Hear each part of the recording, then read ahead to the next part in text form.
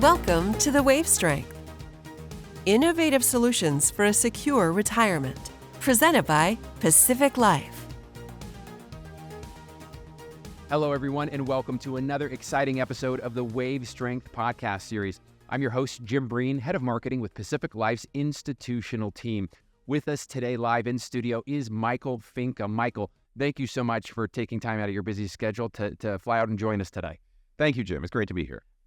Michael, before we jump into the conversation today, you've joined us on our show in the past, but for those who may not be familiar with your important work, perhaps you can share with our audience a little bit about your background and what you do. Sure. I'm a professor of wealth management at the American College of Financial Services. I'm also a faculty fellow at the Retirement Income Institute. Fantastic. And so a lot of great research, and you kind of have your finger on the pulse of folks that are planning for retirement, approaching retirement, and what happens in retirement.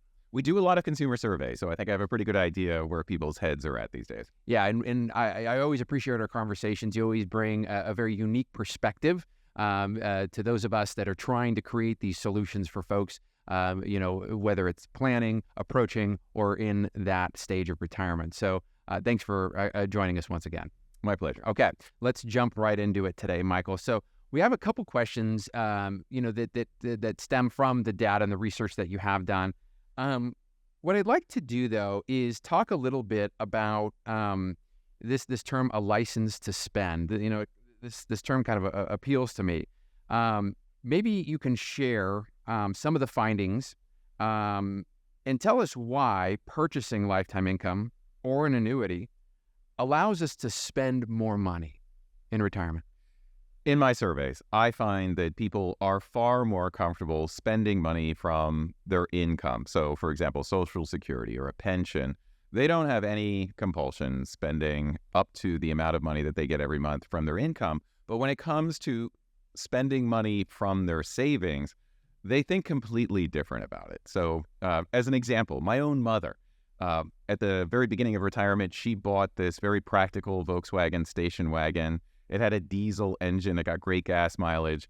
Back in 2017, they had to buy it back because they had cheated on their emissions or something like that. I remember the story. Yeah, I remember reading this in the news. And so she phoned me up from the car dealership. And they'd given her, by the way, a ridiculous amount of money for her old Volkswagen that had 90,000 miles on it. And she needed to take $15,000 out of her savings to be able to buy a new car. And she will spend every dollar of her pension paycheck every month, and she'll go out to eat with friends or she'll fix up the house. But spending $15,000 out of savings was different. Mm-hmm. It had there was an emotional barrier to doing that. And I find that in my own surveys. In fact, I also find that from looking at the data on spending. You can compare two people. By the way, my mother ended up buying a very practical car. She spent her $15,000. I tried to get her to buy a Mercedes or something because she's always wanted one, but no, she said her friends would talk. So she is a great example of one of those retirees who has money in savings, but doesn't feel like she can spend it. Only feels like she can spend Social Security and her pension. Well, fortunately, she has a pension, but today, a lot of retirees will retire without any source of pension, and they'll have Social Security, but it's not going to be nearly enough to make up for the lifestyle that they had before they retired. So what are they going to have? They're going to have this big lump sum of money. And my research finds that if you compare two retirees, one who has, say, $500,000 and the other one who has an income, which you could buy right now with $500,000. So essentially the wealth equivalent, but in the form of income. And by the way, we need to start thinking in those terms. Yeah. Framing at retirement, the purpose of our wealth is to fund a lifestyle, and that's income. So the more you can frame on income, the less you focus on the lump sum, because people fall in love with the lump sum that they have at retirement. But the reality is that lump sum maybe doesn't buy as much income as they had anticipated because they're going to live longer than they expected. Mm-hmm. And that's another thing that seems to be an issue, that a lot of people think, oh, maybe retirement is going to last 10 or 15 years. But for the kind of people who contribute to a defined contribution plan, they tend to be healthier than the average American. They have a higher income job. They tend to be more educated. And for them, the average longevity for, say, a woman is going to be probably close to about 90 years old. So it's expensive to turn that lump sum of money into an income. But I feel like what's happening now is that people are not living as well as they could live in this new generation of defined contribution retirees, because they're not thinking in terms of income. They're thinking in terms of lump sum, and they're trying to preserve that lump sum. They fixate on that amount, and if it gets smaller, it makes them unhappy. But that's a terrible way to live, because that's why you saved the money in the first place, was to live better. And if you get to retirement and you don't actually feel that you can spend the money that you've saved, then you haven't really succeeded. I mean, you sacrificed during your working years to save money. If you were automatically putting money away every month in your defined contribution plan, that's money you could have spent on going out to eat, or, you could have bought a nicer car, you could have bought the Mercedes or a nicer house. But instead, you saved it for retirement. And then you get to retirement, and there is this just natural urge to preserve that nest egg. But that's not the right strategy. And to the extent that we can get people to start thinking in terms of income, they're going to be better off. They're actually going to spend more. They're going to live better. That idea of retirement wellness, right, is so important, and I think overlooked. Like, as you mentioned, pension is not something that is just, comes with the game. You have all these jobs that have had a tectonic shift in the last 10 years, 20 years especially, and how can we reframe or educate folks so that they can achieve a higher level of retirement wellness? And I think, do you see in your research any sort of effect on education, not just towards the end of retirement, but folks that, 5 years from, 10 years from, as you even move closer to folks who are just entering the workforce? Well, I mean, many people don't have the capability of translating savings into income. To the extent that we can give them greater clarity about that, they're going to be in a much better position for understanding. I did a survey last year where I asked people, what is the number one thing that you would value, in this case from a financial advisor? So what is the number one thing that you're having an issue with right now that you need help to be able to understand to live better? Number one on the list was understanding how much I can safely spend in retirement. That's the big problem among near retirees, is that they have this anxiety because they have no idea how to translate that lump sum into a lifestyle. And I feel like that's a problem, frankly, with the defined contribution system right now, is that we've figured out accumulation pretty well. Everybody's investing in these defined contribution QDIAs, these target date funds. They're automating their investments, which is great, because I've seen what people do when they don't have automated investments, and it's not pretty. People who try to manage their own investments by choosing, even if the funds are pretty good, they tend to chase returns, and they take all the money out of risk when stocks are cheap, and they put more money into stocks when they're expensive. They consistently underperform. But I think, by automating this process, by making it so that the average worker is doing a much better job of investing and saving than they used to. They're automatically investing, they're automatically saving. That's great. But then they get to retirement, and now we dump this huge pile of money in their laps. We say, good luck. Figure out how to invest. They have no idea what they've been investing in, because it's been automated for them. They have very little conception of how to invest efficiently. So I feel like in many ways we're doing a disservice to the workers, that they should be specializing on whatever it is that they do for their employer. If someone is a video expert, then that's what they should be focusing on. They shouldn't be focusing on the investment part of their life, because likely if they do, they're not going to make great choices. But then when they get to retirement, we place all the burden back on them. That's not fair. In a way, that's kind of cruel.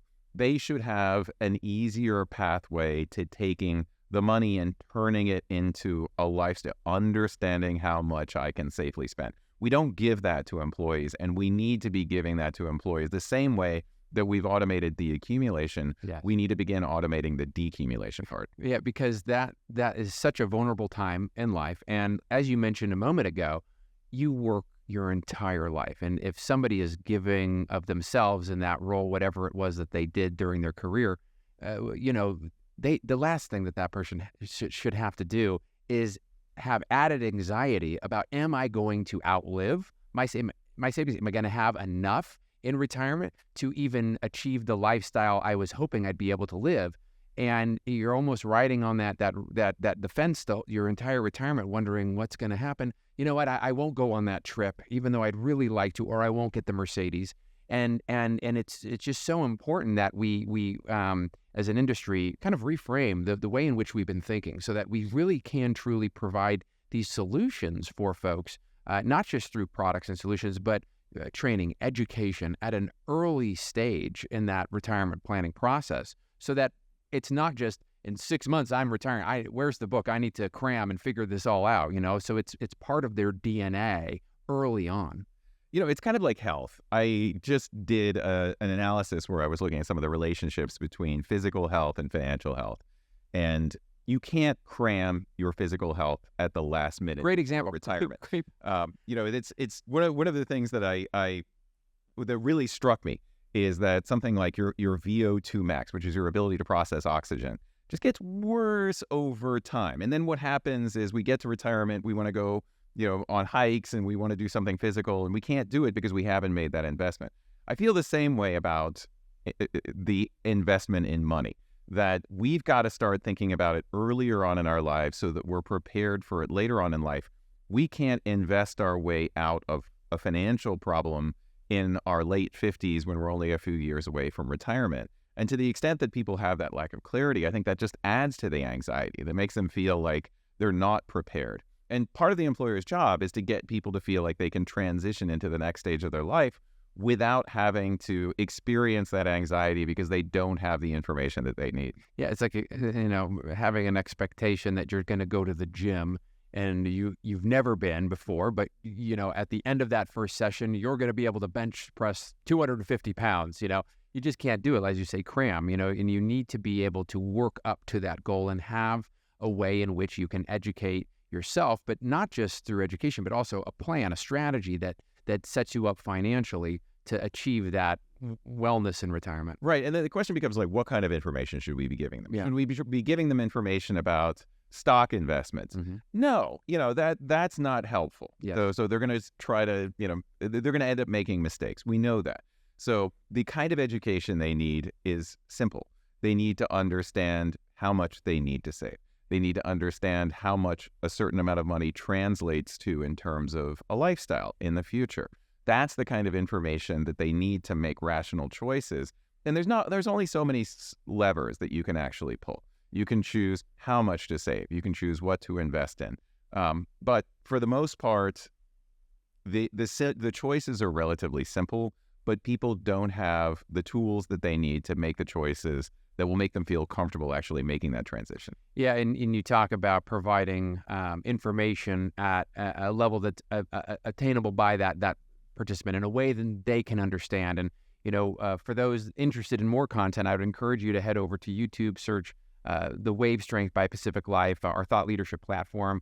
We have many, many pieces of content that help in that process to try and bring ideas and solutions to the table that help educate participants. Michael has been with us on some of those pieces of content before, and we look forward to producing more content with you in the future about that, Michael, to try and help folks educate them at the right stage in the right way. Well, there's so much to talk about. Yeah. A couple more questions here, and what I'd love to talk to you a little bit maybe is about your research. And so, I understand you've done a lot of research on retirement issues, obviously, as we've talked about. Perhaps you can share something that has surprised you in your time, whether it's maybe recently or in the entire body of your work, something that just has stood out as, boy, that I had no idea, or that's not something that I thought people would be thinking about. Maybe it's reframed or helped you understand the needs of the participant better. One of the things that I think is most interesting is that default investors tend to be those who benefit most from the default. So they tend to be the less financially sophisticated types. And if you actually look at investment performance, this is one of the things I love about defaults. It's that, if you have a hospital system, the nurses outperform the doctors. Why? Because they're investing in these default things. They're not moving the money around. The doctors are, going in and out of the hot stocks. They're following trends and investing at the wrong times, which means they're underperforming. So to me, defaults are fantastic. Defaults mean that the right types of employees are not messing with their investments for retirement. Now, where defaults are really needed are in the post-retirement stage, because now we have this group of employees, the majority of employees in many cases, 60% now are in some sort of a default target date fund. How do we get them to then transition and not make mistakes after retirement? Yeah. How do we get them to take all that money that we've, if you're designing a plan, you can choose things like match rates and how much should be, defaulted, their savings rate, what kind of investment to choose. But then at retirement, this same group who benefits the most from being in a default, they're the ones who are most at risk because we haven't developed some sort of a transition for them to start spending the money that they've saved in an efficient fashion. And one of the problems is that, they could either spend too much because they're not aware of how long they're going to live and they don't know how much is a reasonable amount to take out of their investment portfolio. They might take too much risk, which means that if they have a bad market, they have to cut back on their lifestyle significantly. On the opposite side, they might spend too little. And I think that for a lot of people, this is a big problem in the research that I see, that they have become so used to spending less than their income. They get to retirement, and I mentioned this problem before, but that is the problem, that you're always worried about the worst thing that could happen, and you want to be able to preserve that nest egg as long as possible. It's not you're essentially leaving joy on the table by not having any sort of a clear transition into how you take that savings and turn it into income. Leaving joy on the table. I haven't heard that one, but that's an excellent way to put it. Well, economists have their own name for it, and it's called an unintended bequest. But leaving joy on the table, I think, is more evocative because it's the reality. Like, we could have spent that money, but we didn't. Okay, last question for you. This is more of a something that I like to ask guests sometimes, but what advice would you give somebody that was just starting their career? And maybe you can compare it to a Michael Finke just entering the career. If your younger Michael Finke self would even listen to the older Michael Finke, but maybe you can share some advice that you would give to somebody at that point. About retirement or about life in general? I mean, the $1 million question there. Let's start with retirement. Because the one thing that I always tell my relatives is at least make sure that you're saving enough to get the full match. So essentially, you'll get a 50 or 100% return on all the money that you're putting into your retirement account. That's number one. Pay attention to how much you're saving. If you make more money, you need to save more. Why? Because Social Security is going to replace a lower percentage of your lifestyle. So save more. If you're making more money, always take advantage of the match, but also pay attention to you. Your most important investment is in yourself. It's a concept that economists like to call human capital. And a human capital investment early on in the life cycle can have the biggest payoff in terms of your lifestyle throughout. So don't just think about money, also think about making an investment in yourself. I love that. Making an investment in yourself and always being open to growth, change, and improving to become the best versions of ourselves. I love that. Michael, I want to thank you so much for taking the opportunity to join us today on the podcast. Maybe you can share with our listeners, how can folks get in touch with you or connect with your research? Well, you can always go to michaelfinke.com, my website, or you can see my research on Social Science Research Network, SSRN.com. Fantastic. Will you come back and join us again? Absolutely. Fantastic, Michael. Thank you. And to our audience, I want to thank you for joining us today on another episode of the Wave Strength Podcast. And again, I want to encourage you, head over to YouTube, Spotify, Audible, and search The Wave Strength by Pacific Life. And don't forget to hit like and subscribe. Thanks again, and we'll see you next time.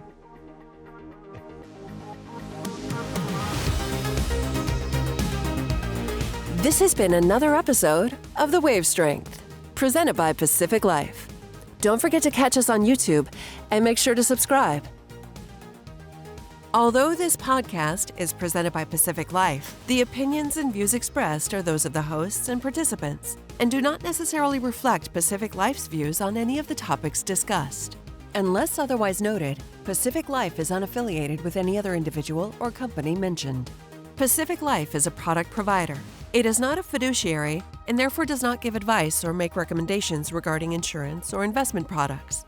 Pacific Life, its affiliates, its distributors, and respective representatives do not provide any employer-sponsored qualified plan administrative services or impartial advice about investments, and do not act in a fiduciary capacity for any plan. Pacific Life refers to Pacific Life Insurance Company and its subsidiary, Pacific Life and Annuity Company. Insurance products can be issued in all states except New York by Pacific Life Insurance Company and in all states by Pacific Life and Annuity Company. Product availability and features may vary by state. Each insurance company is solely responsible for the financial obligations accruing under the products it issues. This podcast was recorded on August 8th, 2023.